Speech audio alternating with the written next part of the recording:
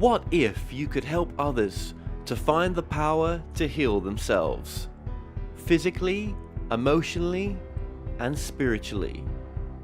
When I started teaching my classes, it was in 2002, and I was just doing the past life regressions and contacting the subconscious part. But then as the time went on and we found how powerful this was and what we could do with it, a lot of the students began saying, you know, advanced past life regression doesn't really tell what it's all about.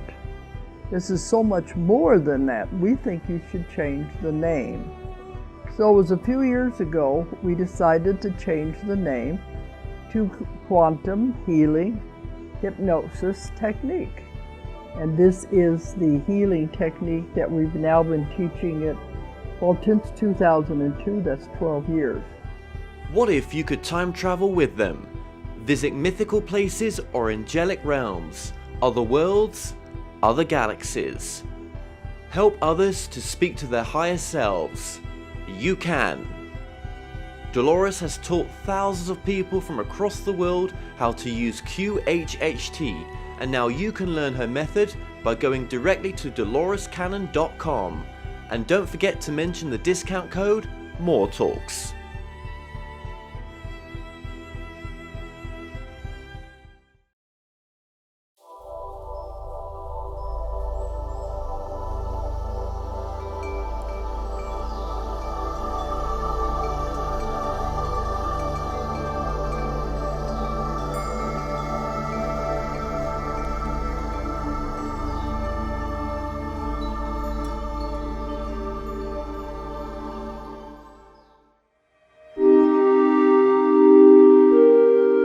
Have you ever wondered, can you communicate directly with spirit guides, teachers, or non-physical consciousness, or even our higher selves? What would they tell us? My name is Kevin Moore, and since 2015, I started to practice a form of communication which is termed channeling. I have been interviewing experts on my talk show to find out, does life continue after we die, and can we communicate with those that have crossed over? With each expert I spoke to, they all had different ideas. Is there knowledge from the past which could be shared with the present moment? So I thought, why not just speak to the non-physical world directly through channelers around the world? And that's what I set out to do. They Call Us Channelers will take the viewers on a journey into the phenomena known as channeling. And my main goal with this docuseries is to bring a new understanding and awareness to channeling by looking within ourselves and asking, is it truly possible that we can all use this innate ability?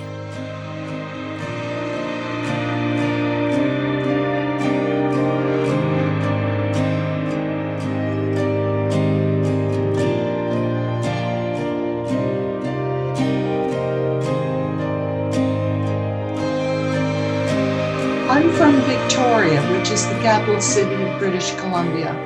I now live just outside of Vancouver, but I have also lived in Washington State, San Francisco, and Nevada.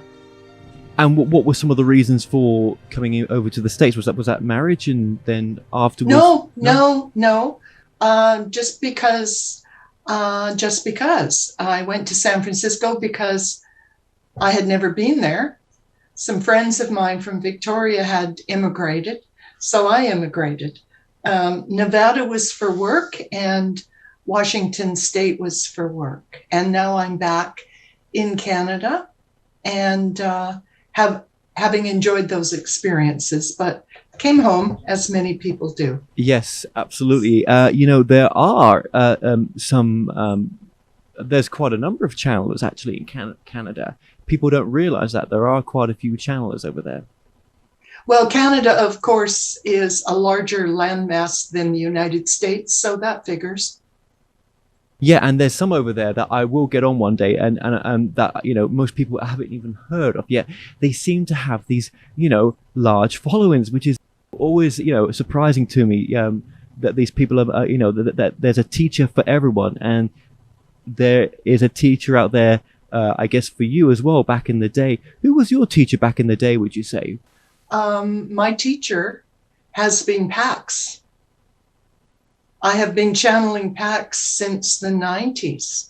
Now, having said that, I was always a spiritual person. The expression is a spiritual person having a human experience.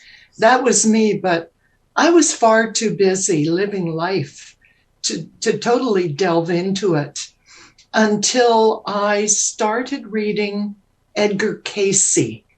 Everything that was written by Edgar Cayce.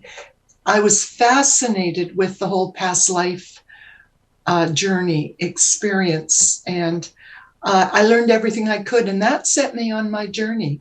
So in terms of a teacher, not one, but many books that I learned from.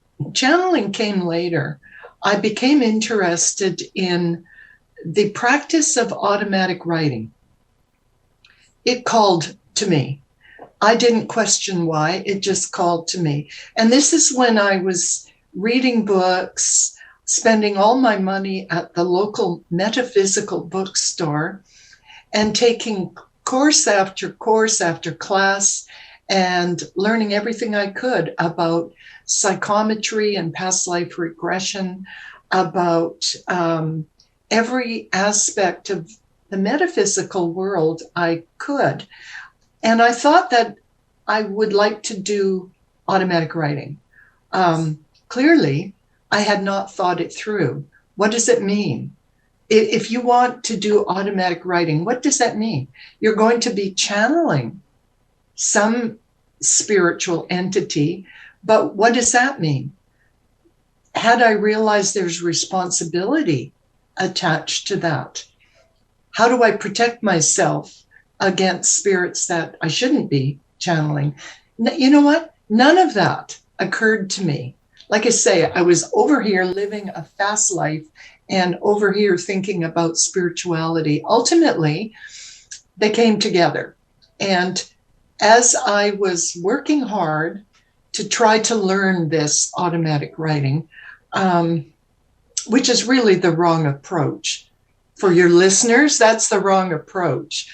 However, that's what I was doing without success. And I have to tell you that, shame on me, I would put away the effort for a couple of years at a time while I was busy with life. However, it all came to a crunch one day when I was sitting at my desk in my home office, paper and pen, and getting squiggles of writings, and then came through some spirits who were just looking to communicate with anyone they could, which is very common when newcomers are not protecting themselves properly, as I was not.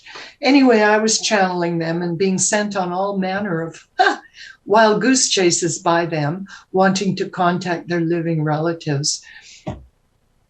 One evening, as I sat there and was doing this with pen on paper and writing, everything shifted in the room. The energy shifted. The writing that I was doing completely changed. The energy in my hand and my arm felt different. The writing looked different. The whole room felt different. And I was being introduced to Pax. At that time, I was so new at this that I was very taken aback by why I was being introduced to Pax. As we wrote, and the writing, and it's still the same today, 25 years later, the writing is large and flowing and loving. It's beautiful to look at on the paper. However, virtually impossible for many to read because he doesn't cross T's or dot I's in the writing. However, I can read it just fine. Pax asked me if I would consent to being his channel. Why? me? I asked. He said, because you're new at this, you have no bad habits, and you will change none of my words. That is verbatim, quote unquote. And I certainly was new at this channeling. I asked, for what purpose? Pax said that our world is in turmoil, it's in a mess. Spirit wishes to speak on this.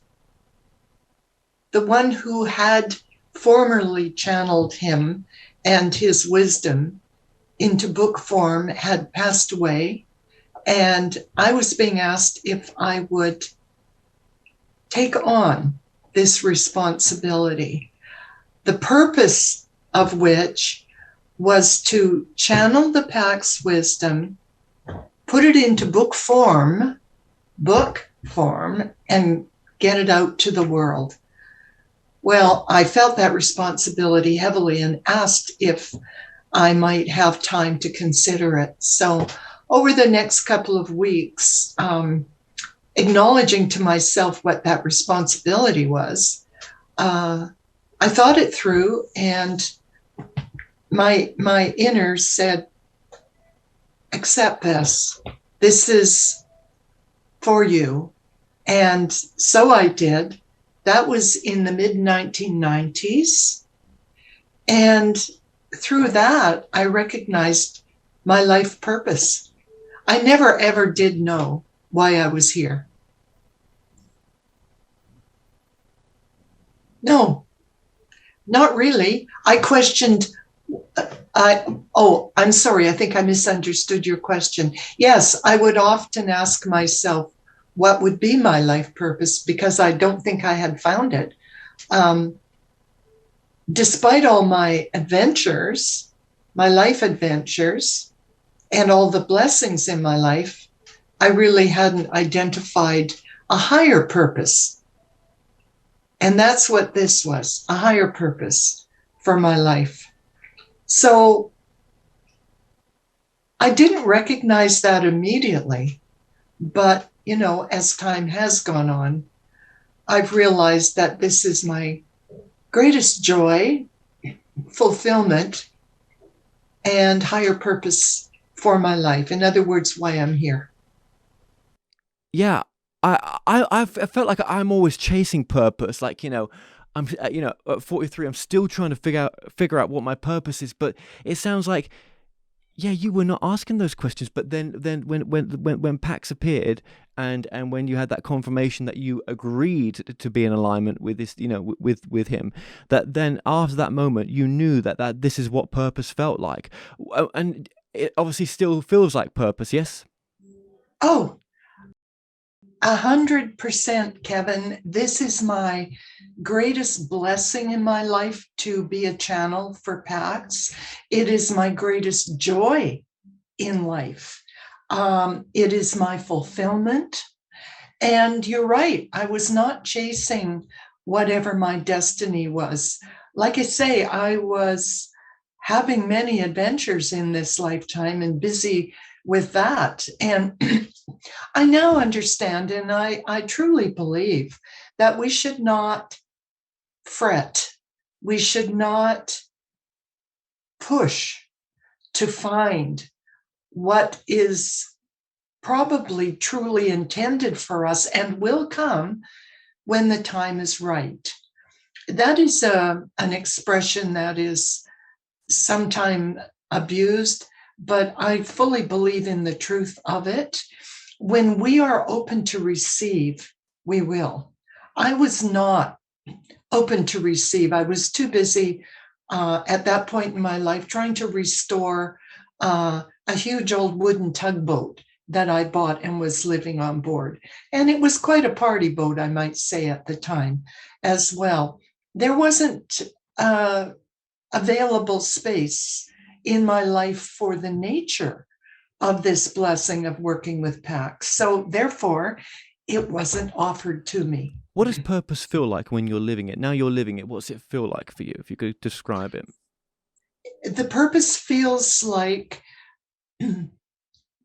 my being enabled to channel the wisdom, the spirit wisdom, in this case, Pax, spirit wisdom, and have it shared with the world.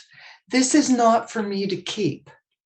Certainly, I have another side to it, and that is that Pax has always offered through me private readings for people who are looking to find wellness in their lives. That is not my intended purpose. It's an offshoot of it that is valuable.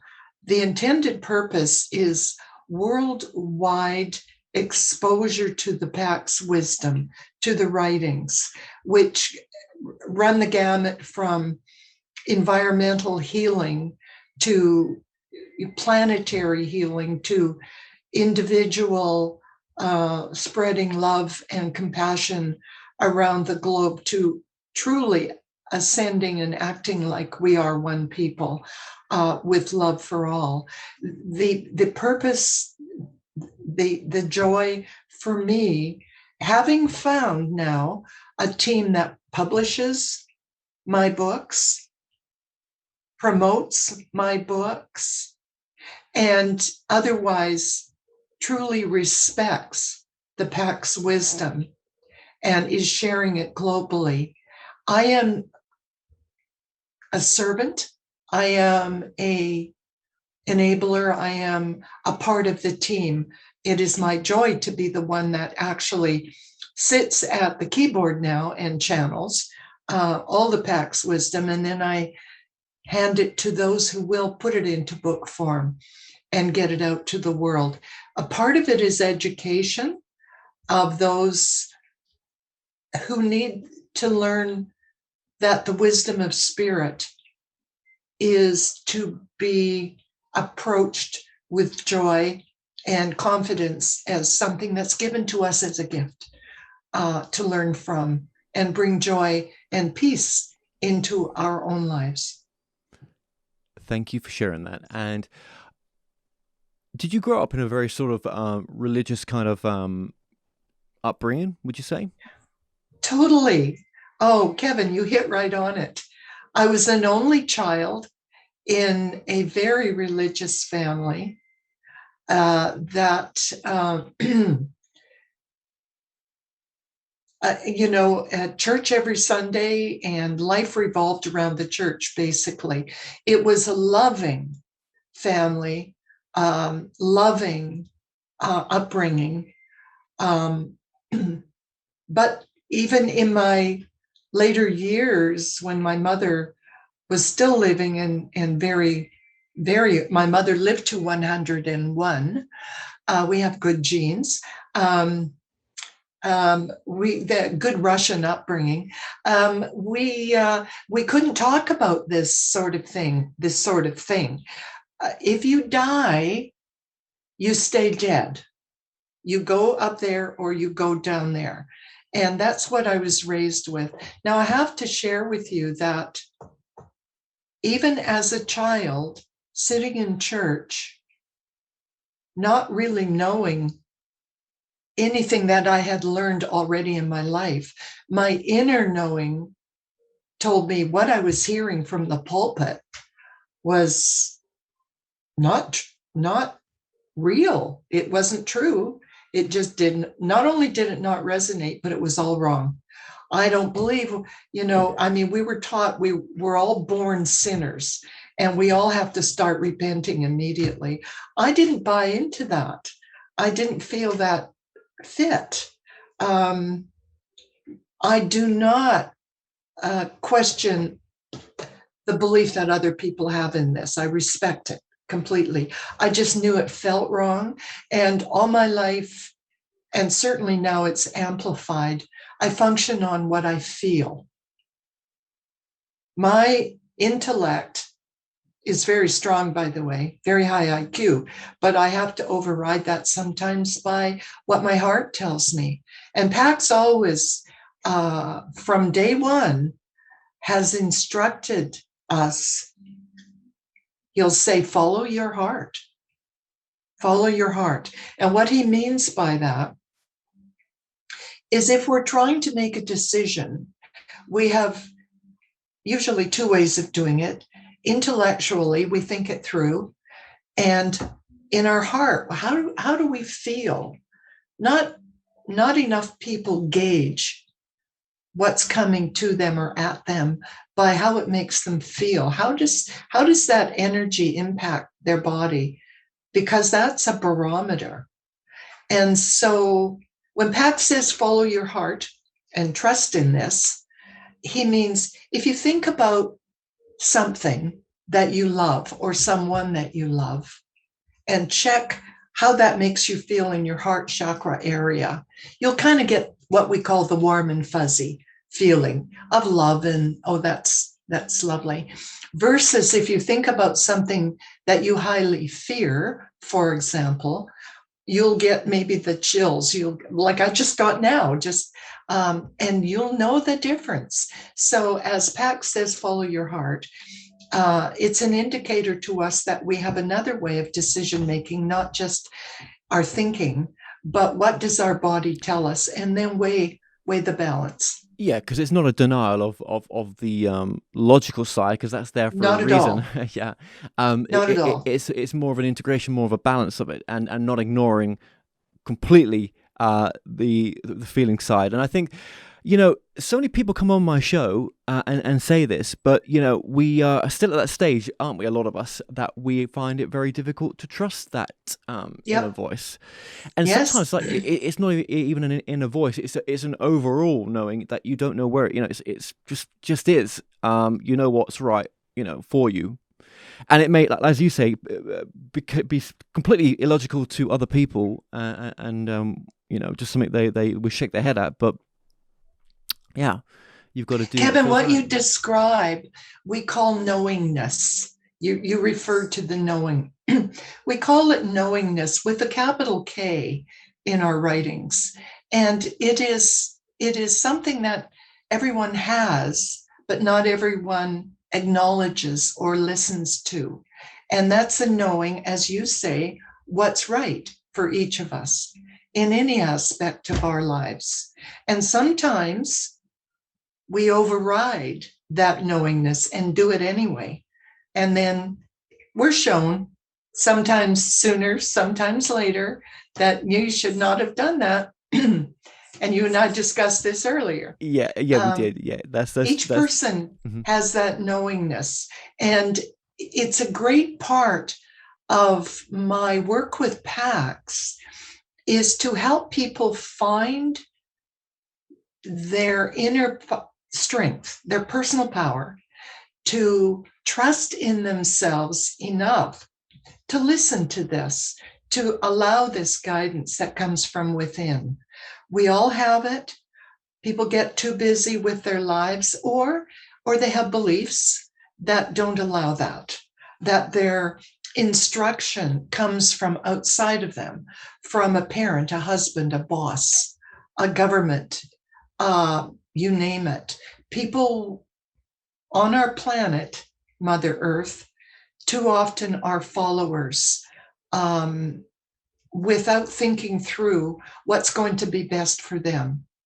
My feeling is when we do what's best for us, it puts us into a place of being able to find our personal strength and therefore do better for others, share that with our family, with our friends, in our whole life, to find our purpose.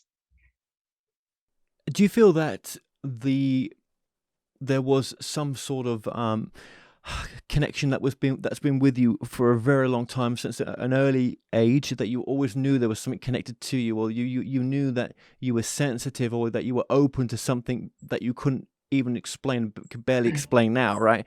But there was something more. Was that present in the childhood as well, and sort of growing up? It was, and somehow I really didn't question it. I had the knowledge, of course, that I was different from the kids at school. Very different, as a matter of fact. Didn't travel in the circles. I had knowingness. It's interesting to me now, Kevin, when I look back at the childhood games I would play alone, because I had no siblings, and any place we lived, there were no kids nearby. So I amused myself very well. And how I did that, as I look back on it, I was reliving experiences from past lifetimes that I've had. Now I know this. I didn't then. I just knew that I was setting up. Here's an example. I would go into the forest and I would bring out, I would find sticks, really long sticks, and they had to be just right. And then I'd come out and I'd put them in the area in front of my house in a cross on the ground. And I would proceed to dance a pretty darn good Scottish sword dance. Oh, right. Yes, right. Now, I was 7 or 8 years old. Yeah. We have no Scottish blood. I have since learned about my own personal past lifetimes in Scotland. And I thought, oh, okay, there's the connection. And also other activities of my incarnations as a First Nations person. I was practicing my skills as hunter-gatherer in the forest as a child and creeping through the trails without making a sound so I wouldn't scare the deer. You know, all of this in an urban setting. So all of these experiences I look back on now were my awareness of my past lifetimes playing out. Right, absolutely. So, again, thank you for sharing that, because that's interesting, and that'll be helpful to others who has felt the same, but just not been able to sort of put it into words as well. With opening up to your gifts now, in a sort of chronological order. Obviously, you've done past life regression work. You'd class yourself, you've got the mediumistic side there as well. So prior to Pax coming in, what was building first? Was it the sort of practical stuff like the past life regression, then it turned into your own mediumistic abilities? Just talk us through that timeline. Yes, the timeline was when I first began to determine my interests in categories. Before then, I was trying to experience it all, trying to read books on all types of metaphysical work, taking classes. Past life regression was a big one. I spent a lot of time learning on that and experiencing it. Psychometry, the holding of an object belonging to someone and picking up the energy, and doing a reading based on that. Also, I don't know the term for it, but reading a person by their photograph of their face, giving a very good reading about a person just based on a photograph. Whatever it was, I was interested in it. Ghost hunting, never been an interest really. However, I have, interestingly, been called by spirits, not many, of people who have just passed away accidentally and suddenly, to help them go into the light. I didn't question it. There was an incident here where I live a few years ago. There was a firefighter who had died in an accident. And I live close to the fire hall where he worked out of. And following his death by a few days, and I'd never met him, I did not know him, I kept getting these powerful pulls to him. And the end result was that after a few days of this, I thought, well, I need to do something. I don't know what, but I need to do something. So I got into my car and I drove to the fire hall at night. And I felt his presence as though he were there at his fire hall with his buddies, not finding his way into the light. And that was the first time that it happened to me. And I didn't see him or his spirit, but I felt it and I spoke with him and helped to enable him to move on into the light. And he did. And I trust he's happy wherever he may be, because I wasn't called again. Did you understand what was going on at the time when you was? Yeah, you did. I did. It was unmistakable that it was him. Can I explain how that is? It was the knowingness. It was him. Why me would be the question. Why me? Why would I be called? Or if I wasn't called, how did I comprehend that he had this need? It was a connection between his spirit and myself. And quite honestly, I never did try to analyze it. When working with spirit, I have determined years ago to not try to analyze, allow it to be, and do my best to help where I can.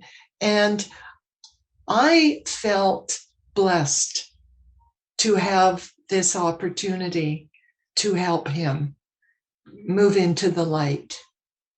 There are people among us who do this constantly. This is what they do as a part of their metaphysical work. It's not mine. So I was blessed to have that opportunity. So you've done a number of career moves. So you've gone for you're a registered nurse. I believe that you was involved in marketing. There were some other things that you've obviously the work that you're doing now. But I'm just talking up prior to that. With the nursing, do you think I could see the nursing because I can see it's wanting to help people, isn't it? It's being Yes. a healer, isn't it? In a sense. Yes. Yeah.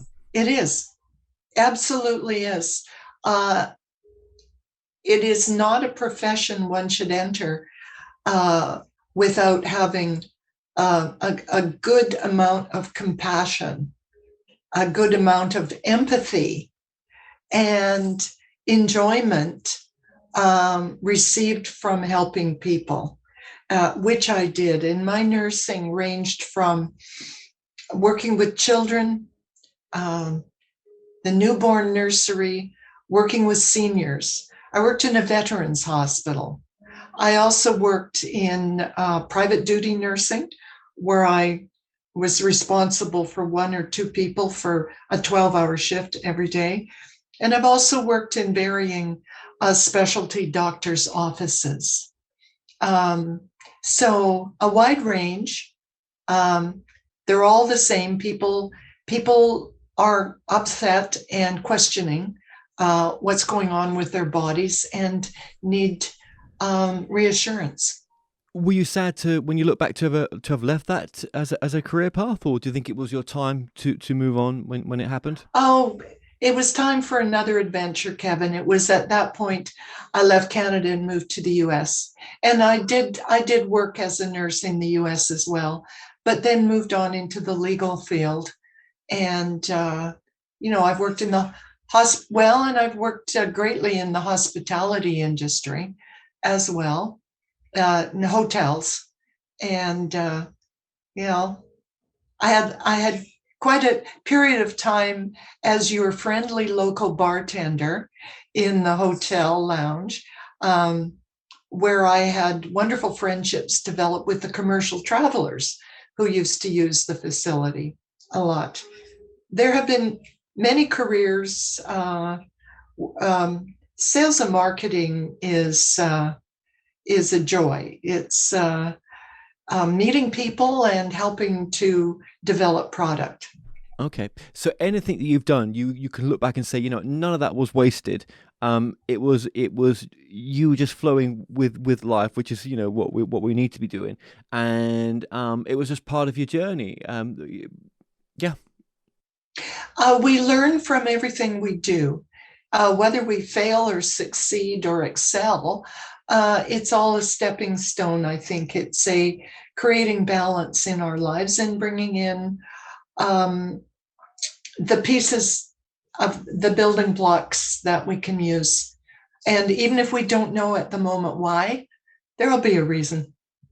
You've obviously done a lot of work with past life regression, and I believe, I think you were teaching it at one point as well. You've had your own regression. Do you think you've ever worked with Pax before? That's where your connection with it, or is this the first time, do you think, now that you've ever, that you've worked with Pax? There's no previous lifetime. No, not that I'm aware of. Kevin, I don't think we've ever discussed that, we being Pax and myself. I don't think we ever have. I do recall touching on it once and feeling like, no, we hadn't worked together. We'll ask that in the channel session. Don't worry. Yeah, because I know we've got a lot to get through. Okay, so now with the work that you do now, obviously you've got the you discussed some of the things that you've been working with before, but the work you do now, the past life regression is kind of like integrated into a Pax reading. And the mediumistic side, again, is integrated with the Pax reading. So if someone wanted to connect with a loved one, yes, you can do that. Pax is probably in the background, but not at the forefront of that type of reading, if that's what you wanted. But it's still connected to, everything you do is still connected to Pax. It is. Yeah. Where do you think the name Pax comes from? Have you ever asked that? Is that something that you called him, or for your understanding, or? The name Pax means peace, messenger of peace. Okay. And when you was channeling Pax, was that way after your divorce? After any sort of long-term relationship? Yeah. Do you think, had Pax come before, it would not have been the right time to be doing this type of work? I would not have been open to receive, because my life was not such that I would have allowed the time to learn. I had a lot to learn, years of learning, before I was given this gift of channeling Pax. Yeah, so everything that we've touched upon, is just part of your development leading to Pax, and I'm sure there's a lot we've missed out. I mean, there's no way, we're going to cover your life story in this short amount of time, even though we've delved right in there for a while. So, what was the timing of when Pax was coming in? Was there any sort of, when you look back, was there any sort of special timing, do you think, or? Very good question. I had just returned to British Columbia yet again, and was settling in, and I believe was open sufficiently to receive. I certainly had been trying for such a long time in terms of the automatic writing. And it was at that time when I had begun to receive messages from spirit. People refer to them as playful spirits, just want to connect, just want to communicate with anybody. And that's what was happening to me. And at that point, I suspect I was rescued by Pax when I think back on it, with a purpose and a mission that was presented to me that evening. As I said, I was sitting at my desk in the office. I was presented this opportunity to channel Pax for the purpose of the book writing. I felt the intensity of the responsibility around this. And I recall I got up from my office chair. I was going to pace the floor. And, that's how I felt like my energy needed just to walk the floor. Well, I had my 3 huge sleeping Irish wolfhounds lying on the carpet, and there wasn't much room for walking. So I did an abbreviated little floor pace, sat down again, and said, okay, I need time to think about this.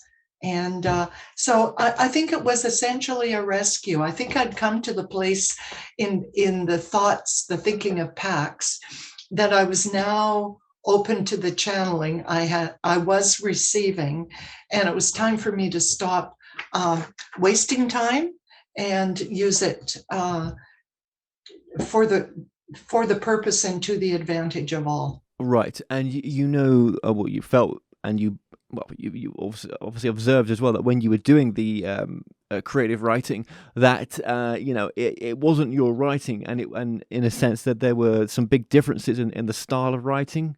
Yes, it was automatic writing, and the you can tell the style of writing changes, and the Pax writing was large and flowy, and that is the case today. When I'm doing a person-to-person reading for somebody where I am actually writing, not typing it as I would be on a Zoom call, the writing changes. When somebody wants to speak with a departed loved one and we bring him through, Pax steps aside, as I like to explain it, and allows that entity to come through. The writing is totally different. It's generally very small and cramped style of writing, because while Pax is accustomed to writing, that spirit that my mediumistic abilities is bringing through is not. So it's very obvious, a different style. Is this a group energy? Is it, how would you describe the energy? Is it? Oh, yes. Yeah, for your listeners, I've been meaning to explain this. I refer to Pax as he. Now, we've been writing together for 25 years, and this is my habit to refer to Pax as he. Pax is not one individual. Pax is the divine wisdom source, the collective energy, not one person. So when I say he, we're talking about, as I say, a divine wisdom source, that is the wisdom of eternity and collected consciousness. When it comes to communicating with Pax, then have you ever had those times where you felt, right, okay, what I'm bringing through here, is this helpful? Is this true? How do I know what I'm bringing through is helpful, to a wider audience, and that I can make sense of it as well? Oh, what a wonderful question. No. I have never had to use any discernment. Everything makes sense. Everything is helpful. Everything that Pax has ever written is presented in love and positivity. And also remembering my contract with Pax from day one. Why me?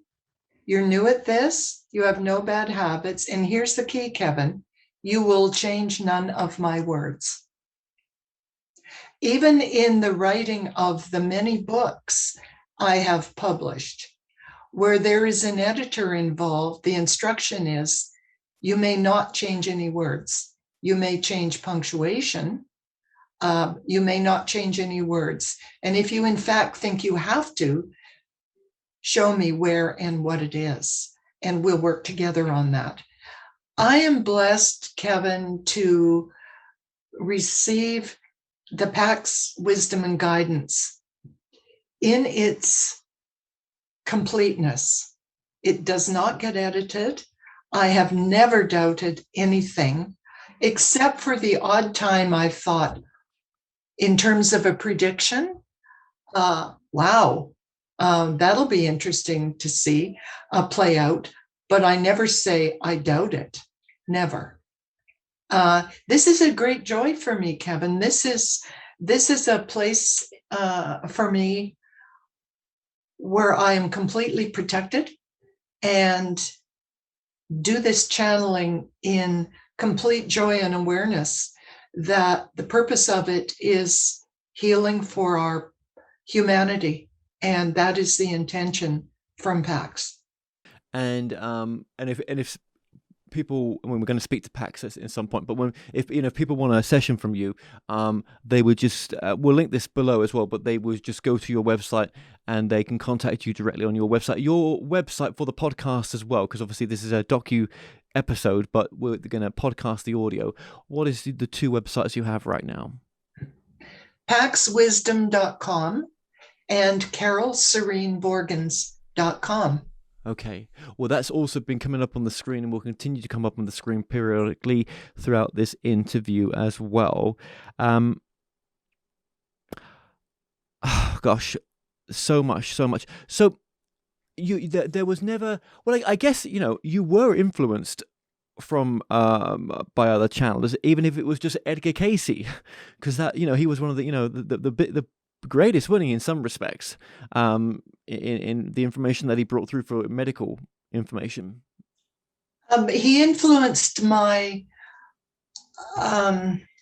my guidance system to take me to past life regressions.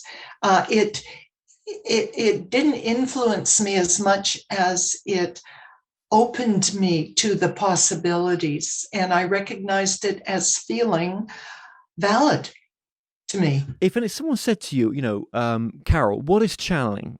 What is channeling to Carole now, 25 years later, from when you first started?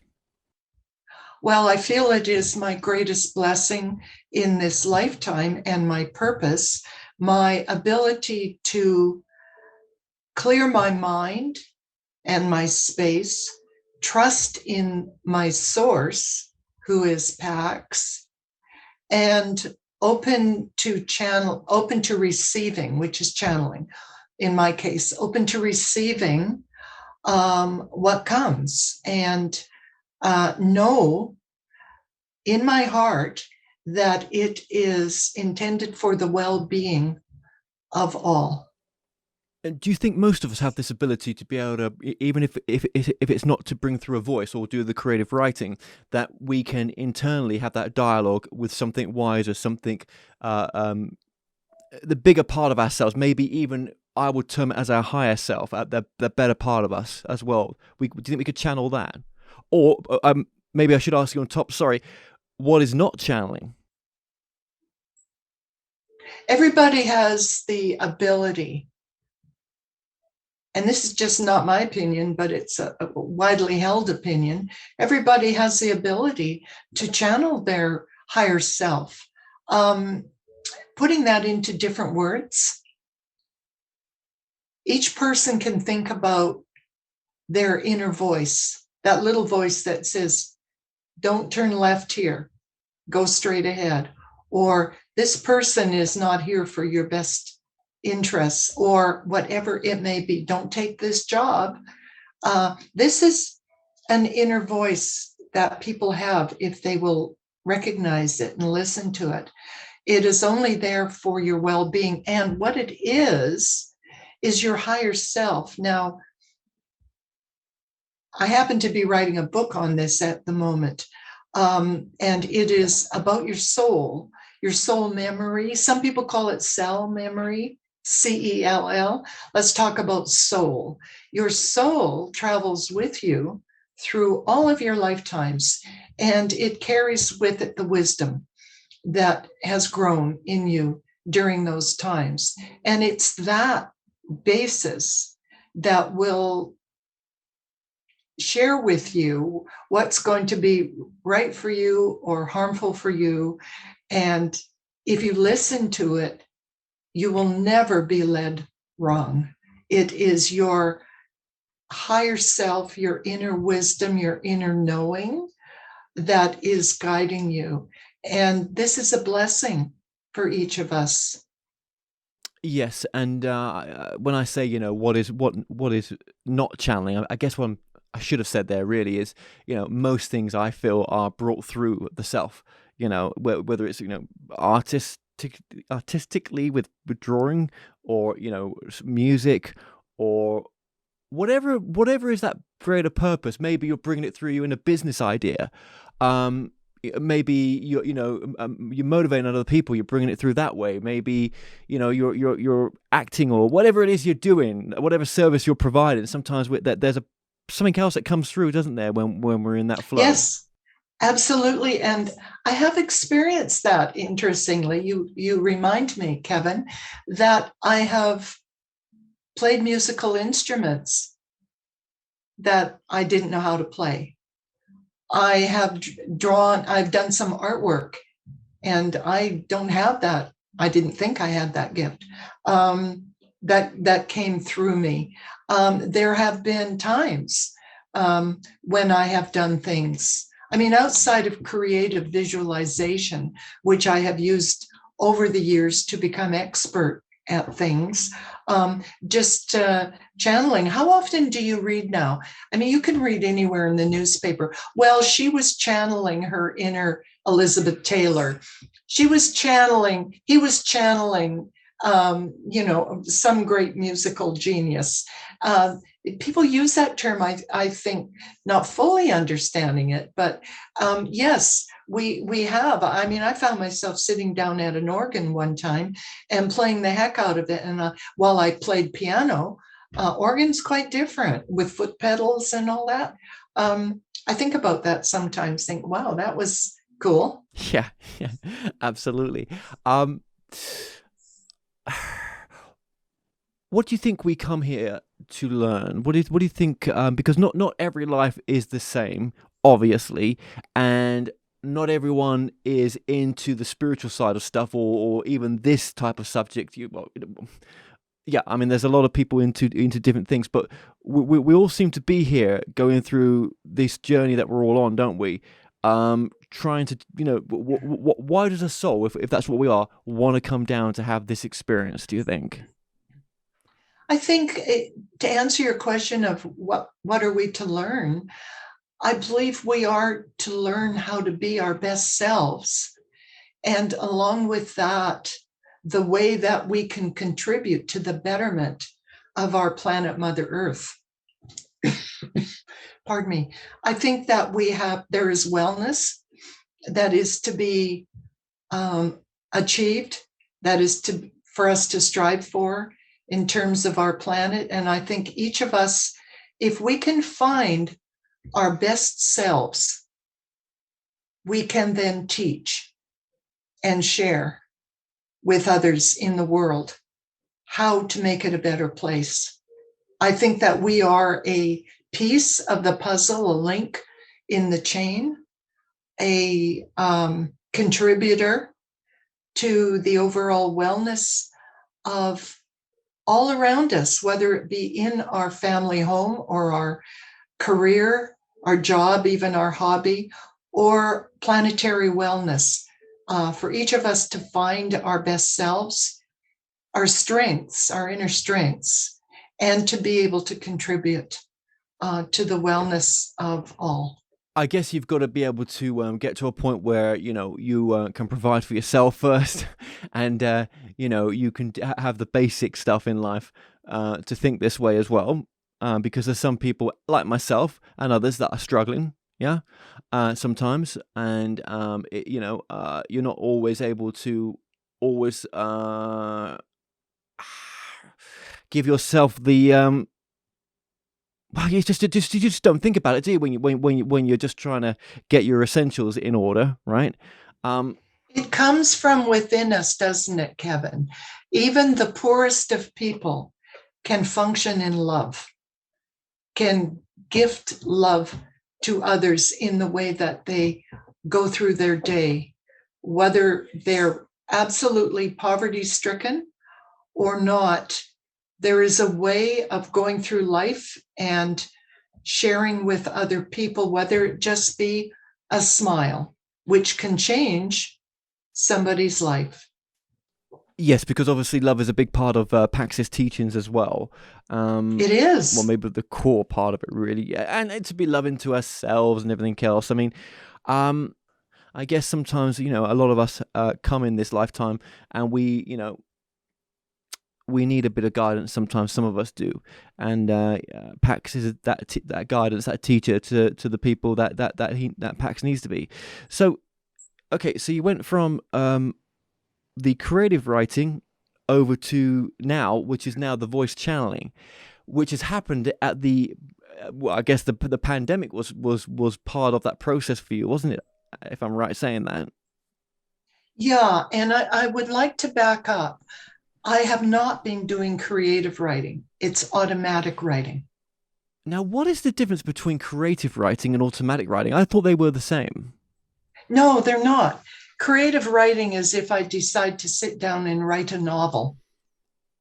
Okay, a fictional book, and I make up a story. That's creative writing. Automatic is when I choose to receive spirit guidance with a pen in my hand and ask for their input. And it's automatic because I do not move the pen. My hand moves automatically. Wow, there must be there must be a lot of trust in that process. My gosh. Well, that's an interesting approach. Yes, of course there is, but I never doubted.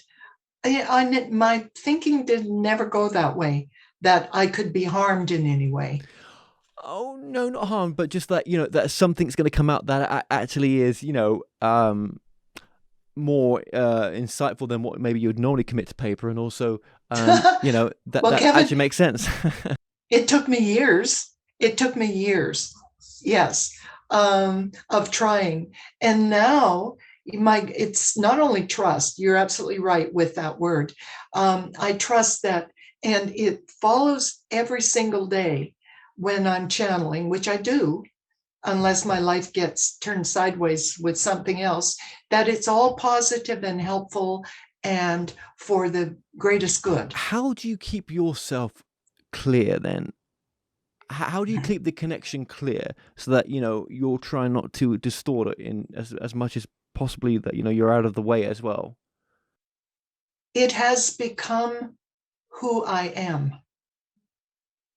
I do not allow any negativity into my life. I do not allow any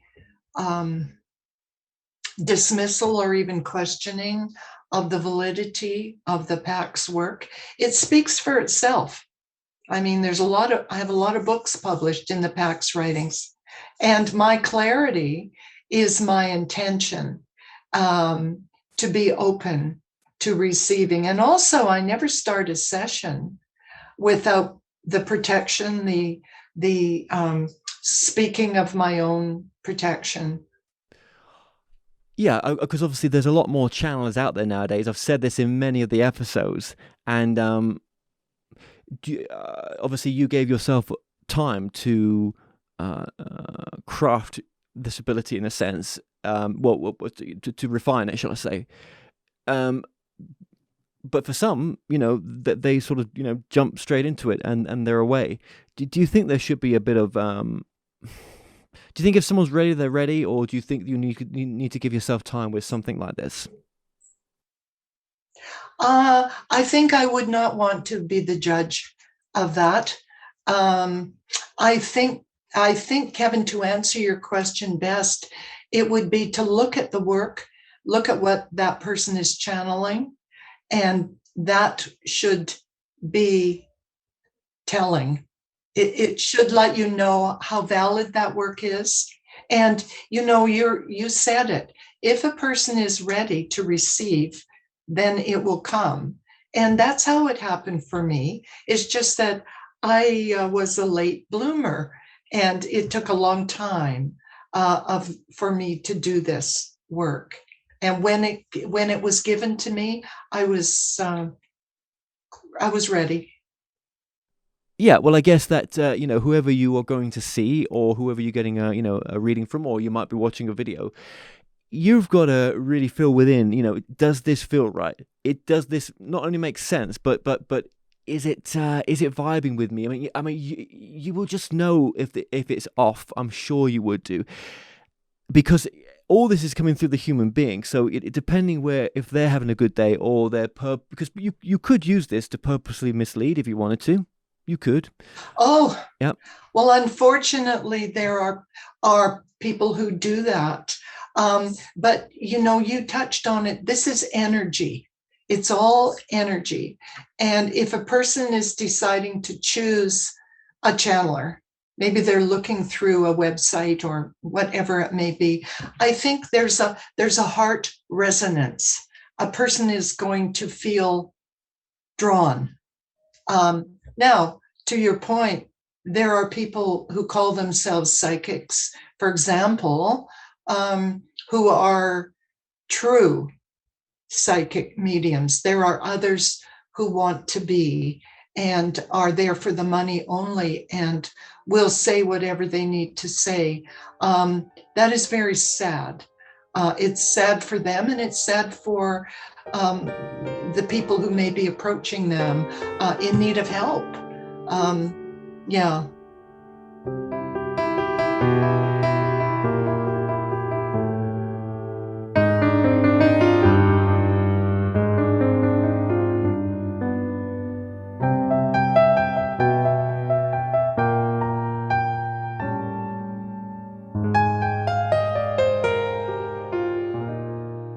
I think let's just bring Pax in right now, because it's important that we just have a very quick word. Now, obviously, how long have you been bringing the voice through? Is it just like a months, half a year, many? No, it's very new. Very new. It's very new. And again, my part of the question was, do you think, I know that since COVID, this has been the way, well, not just since COVID, but I mean, with these big changes on planet Earth, that we're all going through, there's also been a change for you as well. But I guess you're ready for that. So yeah. So just describe us as you bring him through, or it through, or whatever. However, I'll say him. But what's changing in you? Are you visualizing something? Is there a little process that you do, or you can just switch it? I never hear a voice. When I'm working with Pax, for example, writing the book I'm doing now, which is partially channeled by Pax, I hear his words as thoughts in my mind, as thoughts. There's no voice attached. And sometimes when I'm going about my day, I feel a calling. I will feel pulled. And it's Pax advising me that there's some need for me to come in and sit down at the computer because there's something he needs to share. That happens, and it's always profound, but mostly I come in and sit with the intention of starting, and then we'll see what happens.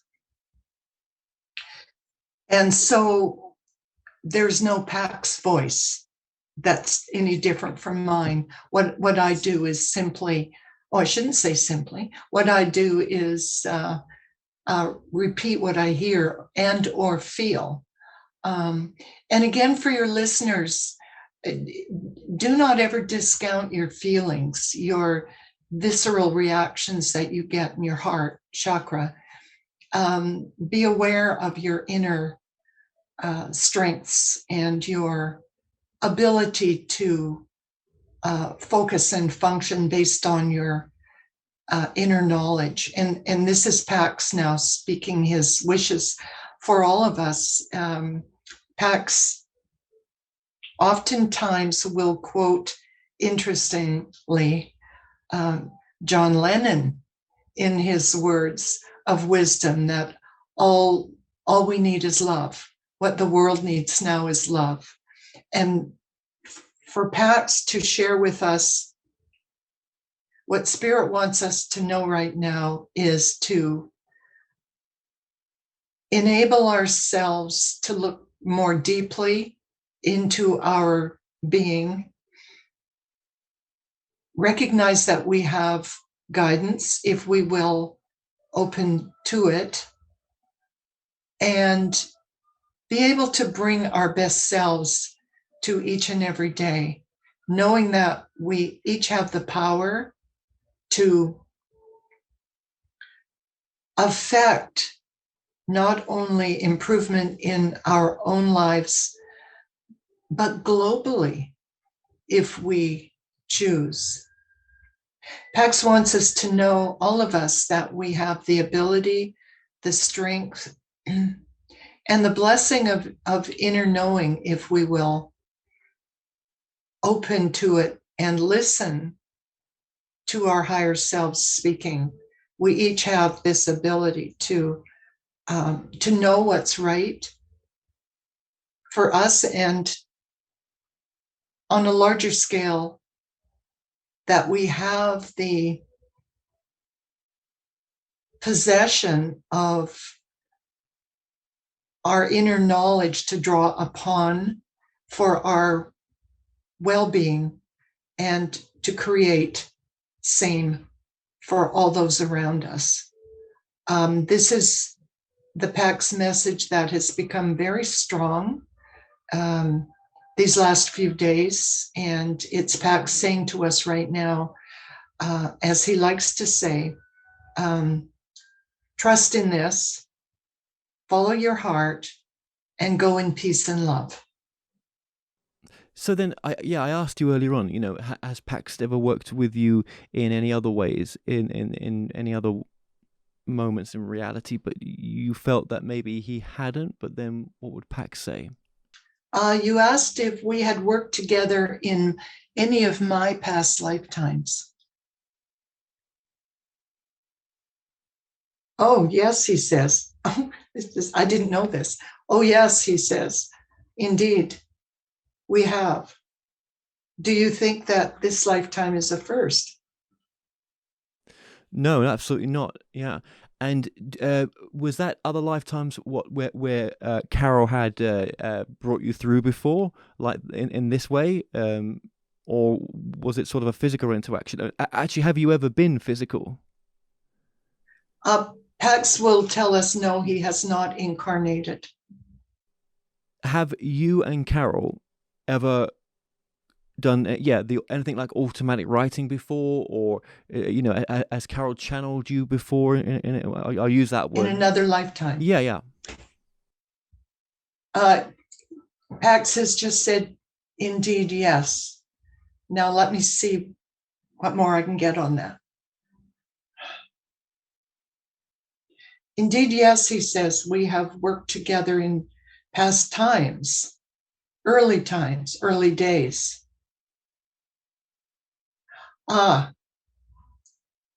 As a healer, Carole was inspired by and given the knowledge from our spirit, knowingness. And that was an introduction into our working together. We have spoken of those who have gifts and talents in their inner without knowing where they came from, but they trust them and work them. And this was our case. That was just a sort of random question there. Yeah, I don't even know why I'm asking it, but I guess, Well, Kevin, I didn't know the answers, so I'm glad you did.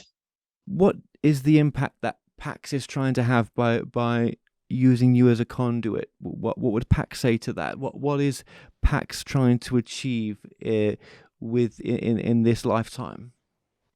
We intend, he says, to speak our wisdom to the people of planet Mother Earth at this time through Carole Serene for the purpose of healing. Healing the planet, healing at this time people, healing from corruption in government and corporate headquarters, healing air, soil, water, plants and animals, the ecology. Planet Earth is in distress.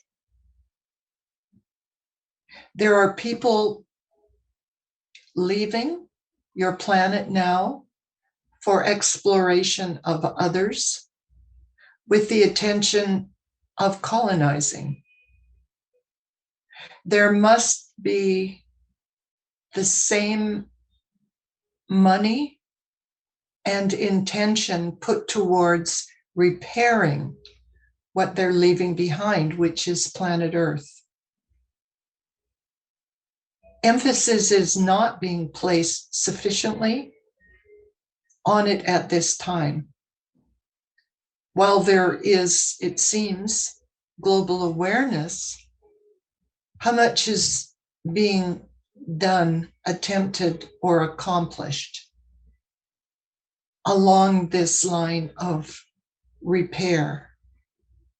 We believe that returning the stewardship of your lands to the indigenous people is the way.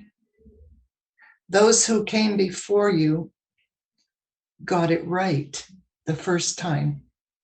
They managed the lands. They cared for the resources. They saw sustainability as a requirement without even knowing the word. It's based on respect for the land. You people don't have it to the extent that you should, and the end result is pain in Mother Earth and all of her resources. You must change your ways, or you will all be looking to leave your planet, and that is not the intention at this time. We send technology your way to help with the repair, but really looking to the past to find your future is what we say is the way forward, and that is your First Nations people, all your Indigenous people who respect the land are your teachers, if you will look to them now. What could they teach us that we're missing, do you think? What they teach you is respect for the land, what it means to only take what you need, what it means to replant as much as you take, what it means to not overfish, overlog, over anything when it comes to Mother Nature, how to use plants as medicine, how to not use chemicals on your vegetables. It's a travesty. What was your message before? If you've connected with people like Carole before in a previous lifetime, what was the emphasis then compared to what it is now? As we identified the lifetime with Carole as a healer, our message isn't so different now as it was then. Healing of people, healing of your ways, healing of your lands. This is our message. Did we listen?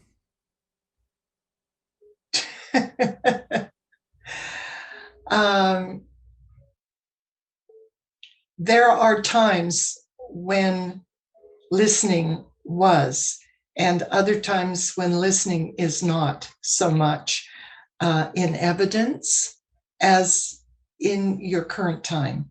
And this is why we have reappeared to Carole Serene, now in different format, as we share knowledge in the written form, it becomes a book form and is generated in that manner to share with your people broadly, which is a way that is available in your time.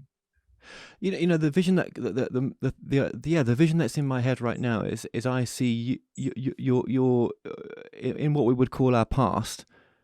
You're in what we would call our future, and you're here now across all timelines. You're and this counts for other channels as well. But this is just an example of what you're doing, where when you heal the present moment now, you're healing the past. When you heal the past, you're healing the future. We're healing the future, you're healing the present moment now. It's all connected, isn't it? Yes, it is connected. I think we were just writing that in our new book yesterday. Pax is telling us that as we visit a past lifetime where there was a trauma which is still affecting us and triggering us today, when we revisit that lifetime for the purpose of healing, we heal not only our present life, but we also heal that past life. Yes. Why do you care, Pax? I mean, why are we so important to want your attention? I mean, why would you bother? That's a very interesting question, Kevin. It's one of the first questions asked in our Do Unto Earth book. Why do you care? Why does Spirit care about us if we're, so bad as a people? And it is because of the generosity of Spirit, of the higher divine wisdom source, collective consciousness, to come with the intention of assisting us to heal by giving us knowledge, wisdom on which to base our self-healing, if you will. It is, as Pax has called it, an intention of Spirit to help us. There's a much higher level of wisdom there. And it is their intention to help us to see the light, to heal as a society, as a humanity, and as a planet. They have a generosity of Spirit. And if we go down that road with Pax still being connected with us right now, if there is an improvement, if there is a change, and I'm sure there is slight changes which make a big ripple effect, what is the outcome of that? Is that really what this human experience really wants? Because I get the feeling that when a soul comes here, it wants the roller coaster ride sometimes to get out of the experience what it only coming here could do. And if we're going to self-correct that to make it all amazing, peaceful, loving, and everything else, why would the soul want to come here to where could the soul go to experience some of those more rapid rides? Or is there other places out there in this unknown vastness that they could go to? That's something like this, maybe. I expect that when the soul determines to return here for a purpose, and we believe that purpose is chosen, as is the family, for example, and the blueprint of our existence in the upcoming lifetime. There are souls who choose the roller coaster, and there are souls who do not. So there is, I'm not sure, a good answer for that. Not everybody wants a roller coaster. Some want both. Some want only one. It has to do with the purpose. Why have I chosen to come back here? What is eventually is going to be my purpose? We're speaking now of the planet Earth because that is where Pax places the emphasis on the healing that's needed. Is planet Earth herself and planet Earth's people. So Pax is more for the energy of helping planet Earth, but I guess that's also done through the evolvement of our own attitudes towards ourselves and others. And as Pax, love is a big part of Pax's work. Yeah, but yeah, it's the Earth. Okay. I guess if we don't work on ourselves, we're never going to work on the Earth, are we? No. Another repeating constant message from Pax is one of self healing, advising and guiding us to know we have personal power beyond measure. We have the strength, the inner strength. And equally, well, it's a part of the love lesson, isn't it? To love ourselves to the extent that we recognize we're capable of anything we choose, anything we set our minds to. And Pax wants us to remember or to learn inner strength is ours. We talk about having the strength of our own convictions. We have to believe in ourselves sufficiently that we can be leaders anywhere we go, whether it's as a parent. You are a leader as a parent. You are, for your children, teaching. You are a role model, or should be. And the same applies in your job, your extended family, your community, and grow it globally. Pax talks about that all the time. There's a ripple effect. He said, like a pebble thrown into the pond. What you do spreads far and wide. Your influence spreads far and wide. Remember that in a positive way, that you can and do affect all around you. So if you think about that, the smallest pebble thrown into the largest pond creates a ripple effect. So you may think that nobody's hearing what you say, reading what you write, or feeling your energy. That's not so. And Pax wants, I think, in all spirit, that is here to enable us. They want us to know, to trust in ourselves, that we have strength, that we have our own inner guidance, if we will hear it, our higher self to follow. We're not alone here. We just wrote yesterday, as a part of the book, that we are not alone in the universe. We may think we're alone on our journey. We're not. Our pathway will take us where we place our feet, but we're not alone. What if we're feeling that there is just nothing out there that would really fulfill us that much, and this is not a lot driving us? Then I think that there's only one thing to do, and that is go within. None of our guidance comes from outside of us. It should all come from within. When we feel despair, lack of guidance, lack of direction, this is when we are to remember that we have such a resource, a library within ourselves. It's called the Akashic Records.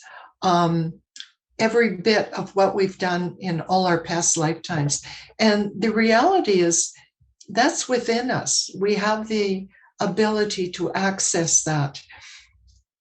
Leaving that aside for just a moment, going back to what people call that little voice within you, listening to that. When you sit quietly somewhere, anywhere, in a forest would be very good, by a tree, or moving water, or just in your home. Still your mind, quiet your mind and everything around you, and feel your inner wisdom and guidance. It is there. And you can extend that to asking yourself, that would be your higher self, what do I need to know right now?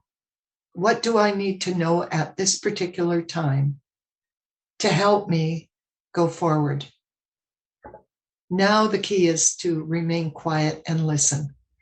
And don't expect you're going to hear a voice. Think about perhaps hearing a thought in your mind, hearing a thought, a feeling in your heart. This is no different from asking for guidance from your higher self. That may come in the form of hearing a thought message. It may come, for some people, it's like a bit of a breeze on the face, or some other kind of an awareness. For some, I had one client, she would hear bells all the time. Just know that when you quiet your mind and ask for help from within, not from outside, from your higher self, and however you want to phrase that and refer to it, and then remain quiet and listen. If you get nothing, don't despair. Continue to do this. It's an exercise, and it's like, for some people, it's like building a muscle. It takes just a little while, but do it.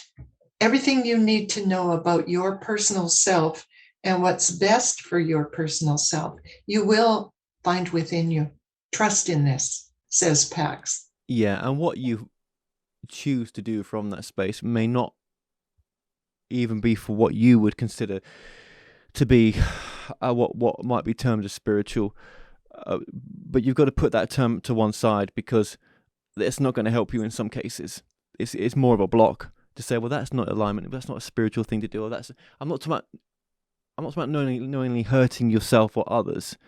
I'm just saying it may be something, career wise that's quite different. Yeah, really different, away from anything like this. But only you would know what makes you happy. And if you're going to live a life where you care what others think, then it ain't going to be a very happy one. Well, yes, and isn't there a fine line there where we can care what others think but not be guided by it? Yeah, and life's so short, isn't it, when you think about it? Day in, day out of unhappiness, just for what? Just for what others would think. I think that some of us grow up in families that care tremendously about what other people think. I was one of those. I would constantly hear from my father, "Oh, what would people think?" And I would say, "What people?" But we all have to follow our heart. We have to do what we know is right for us, and do it in such a way that respects other people that we care about, but allows them to know that we have our own pathway, our own journey in this life. And with all due respect, we will continue on our own path. Yeah, and maybe, these ideas of like, you think you're going to come here to change the world or you're going to make a difference. It's just confusing nonsense in your head, in the sense that it actually, what about the one difference you should be making is to being happy. Yes, absolutely. Living your life without conflict with your inner self, and being happy, truly being fulfilled. Yeah. I mean, maybe the future doesn't look that different if we came from the space that Pax is talking about right now. But maybe it would be devoid of a lot of conflict, and maybe there wouldn't be so much crime, right? That would be a massive difference, wouldn't it? Right? But maybe a world that he's talking about and other channel entities talk about is not that different looking in context in some ways. We still have got to do something. We still, there's still you got to feed the baby. Do you know what I mean? There's still practical things to do on this level, right? But maybe it's maybe fundamentally it's just more loving, which would be nice. If everyone lived their life in love, if we extended love to all those around us, we wouldn't be shooting at each other. We wouldn't be living, acting, conducting business in a corrupt manner. We wouldn't be attempting to control others in a way that would be detrimental to those others. If we shared love, that could not happen. Now, that is not going to be the case for us here anytime soon, because we've descended so far into a society where it's one for one, not one for all. Yes. Yes. And do you think, so as soon as we've got the Pax energy here still, that sometimes our purpose can be, and it is really for a lot of us, but it can be more prominent for some of us, it's multiple. It's not just one thing. It could be a number of things. Oh, yes, absolutely.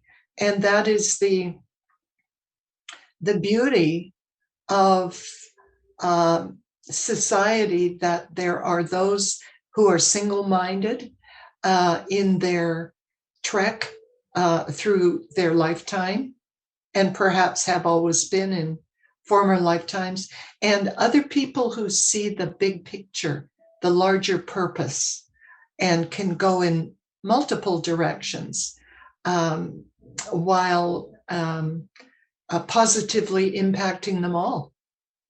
And this has been a great time, and it will continue to be a great time, some say, of mental health challenges, right? Yes, and we've just been speaking about that with Pax. The one of the greatest challenges in life right now is the unresolved issue of poor mental health among the population, untreated. And as Pax said just yesterday, he was speaking of the money that has been spent to allow a very few people recently to leave this planet for exploration on other planets. The billions of dollars, had that been directed instead to mental health issues, healing, research, natural ways of dealing with it in terms of healing, that the world would look like a different place. But the emphasis is placed in areas now that have nothing to do with healing our planet Mother Earth people, that those who have the capability financially are using their money to be heroes in journeying to other planets for potential colonization, which does nothing to repair what's going on here. It's a topic in our book, Do Unto Earth, It's Not Too Late, that we have the need to assist our world population right now in healing and not ignore it, that there's a responsibility in our culture now to not just look to leaving the planet to colonize elsewhere, but that there, and people will do this, but those of us left behind, a part of our purpose is to heal the others left behind. And the mental health crisis is beyond dismal right now, that money needs to be directed to it, government money, corporate funds, and also an awareness. There is a stigma attached that should not be to mental, emotional dis-ease. We need to recognize it differently. we need to remove the stigma and set about approaching how to fix it in a humane and loving way. I just want to thank you so much for you giving us your time here right now as well. It's nice to see you and Pax sort of work together, and it's so different to others. It seems very sort of normalized with the voice. Just it's still you, but Pax is able to come through. And it's still you, but it's not, and it's more, and it's not. And yes, it's a great example for others that if they if they feel that they're doing it that way, then yes, you sort of normalize it. So thank you for that as well. If there's one final thing that you want to say, Pax, the floor's yours. And otherwise, I'll say thank you so very, very much. Pax indicates that the work that you are doing through this show is valuable. Continue it. There is more to come. There is more to be said. There's more to be revealed, Pax says, to you about the future of this work you're doing as it's going to blossom into something you hadn't quite expected, attached to the work that you're doing, a part of it, but it will blossom. It will grow into a greater reach, I think he's saying, and for you to be aware of the value that you are bringing to the world through this journey that you are on personally, and that while it may look bleak some days, he likens it to the carrot on the stick in front of the donkey to keep the donkey motivated to move forward. He likens this wanting you to know the value and the benefits and the understanding and the love that you bring to your listeners through this. Hold that in your mind, please. You are asked. Thank you, Pax.